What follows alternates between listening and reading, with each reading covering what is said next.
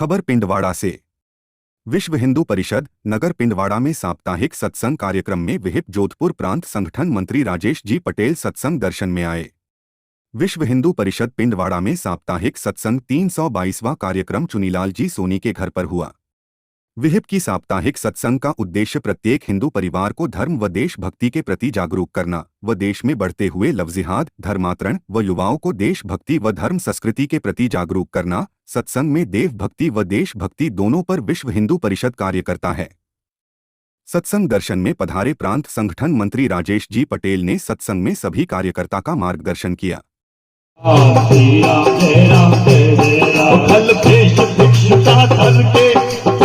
का आग्रह करके फल पेश भिक्षुका दर के भिक्षा का आग्रह करके उस जनक सुता सीता को छल बल से ले गया हर के उस जनक सुता सीता को छल बल से ले गया हर के बड़ा दुख पावे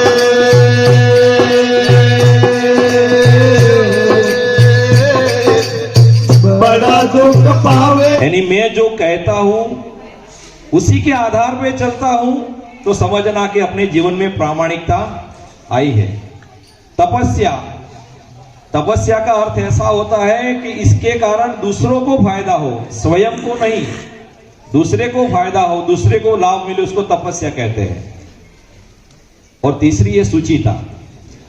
तो हम अंतर मन बुद्धि शरीर से शुद्ध हुए हैं कि नहीं, उसको सुचिता कहते हैं। इन तीनों को पालन करने वाला उसको कहते हैं धर्म का आचरण करने वाले, और उसको कहते हैं सत्य का पालन करने वाले। हम कहते हैं राम को मानते हैं, क्यों मानते हैं?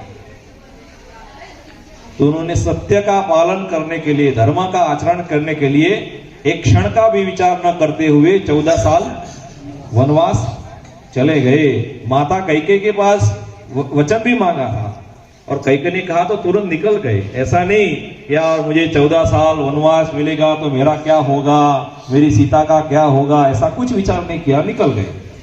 तो इसलिए इस सत्य के आधार पे चलना, तो अपने धर्म के आचरण पे चलना यानी क्या है? आज का युगानुकूल धर्म क्या है? तो आज का युगानुकूल धर्म है कि हिंदू धर्म को हम शाश्वत रूप देकर इसके अस्तित्व के साथ चलने का प्रारंभ करें। तो हिंदू धर्म में जो कुछ ना कुछ कालवश जो कुरीतियां आ गई है, कुछ खराबी आ गई, उसको कौन निकालेगा? जैसे कहता हूं मैं कि इस सत्संग के बारे में एक मैं छोटा उदाहरण कभी समरसता के संदर्भ में देता हूं। जैसे भाई साहब ने, नाम तो मुझे मालूम नहीं है, हाँ, दीपक जी ने बहुत अच्छा भजन गाया, राम की कथा ऐसे करके, तो सबको आनंद आया। ऐसा लगता है कि थोड़ा अभी 15-20 मिनट और भी चले तो आनंद आएगा। ऐसी एक मैं बात करता हूं, ऐसा अच्छा सत्संग का कार्यक्रम चला रहा, मैं जो बात कर रहा हूं इसको कोई अन्यथा मत लेना, समझने की दृष्टि निर्माण करना। ऐसा सत्संग चल रहा था, ये जैसे मकान है वैसे मंदिर था एक, उस प्रकार से इसके प्रांगण में ऐसा चल रहा था। दूर एक दीपक जी जैसा अच्छा भजन गाने वाला व्यक्ति दूर बैठा था। वो भी भजन में अच्छा गाने वाला व्यक्ति जैसे जैसे भजन की आनंद चढ़ता गया, वो भी थोड़ा तो दम आगे आता गया। तो ऐसे राकेश जी जैसे कोई व्यक्ति होगा तो उसने कहा, अरे यार तुझे भजन गाना है तो आजा, कभी मैं देख रहा हूं तुझे भजन गाना, चल आजा तू भी भजन गा। तो उसने भजन गाना शुरू किया। एक भजन गाया, 2 भजन गाया, 3 भजन गाया, सबको था इससे अधिक आनंद आया। फिर भजन पूरे हुए तो किसी ने पूछा, मेरे जैसे व्यक्ति ने पूछा, अरे तेरा नाम क्या है? तो उसने कहा मेरा नाम सुरेश है। फिर उसने पूछा तू किसका लड़का है? तो सुरेश ने कहा मैं चमना का लड़का हूं। इनके पिता की जो नाम चमन था, तो मैं चमना का लड़का हूं। तुरंत ही कहने कहा तू चमना का लड़का है, चल निकल यहां से, तू यहां आया क्यों? तो सुरेश को वहां से क्यों धकेला? वो जमुना का लड़का था और जमुना वहां का मेघवाल समाज का व्यक्ति था। तो मेघवाल समाज का जमुना था, उसका लड़का सुरेश था। उसको कहा तू यहां से निकल। जब सुरेश अच्छा भजन गा रहा था, राममय सबको कर रहा था, कृष्णमय सबको कर रहा था, तब सुरेश को जमुना का लड़का याद नहीं आया। जब उसकी जाति पूछी तब उसको याद आया। तो सत्संग में ये सत्य है या असत्य है?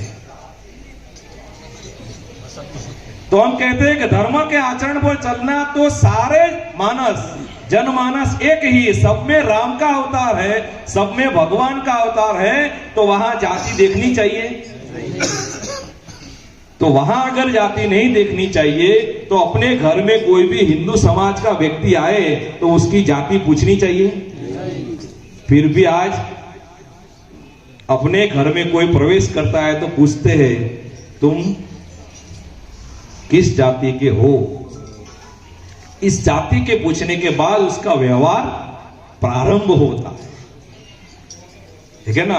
ब्राह्मण होगा तो उस प्रकार से वैसे होगा, तो नहीं मैं मेघवाल का लड़का हूं, एक काम को तू बाहर बैठ, अंदर से होता है नहीं होता है।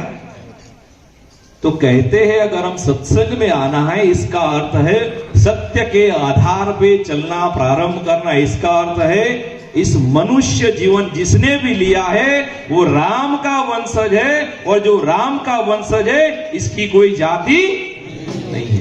ऐसा भाव खड़ा करना वो युगानुकूल धर्म है। ऐसा नहीं होने के कारण आज भारत के बहुत सारे हिंदू अपना धर्म छोड़कर इस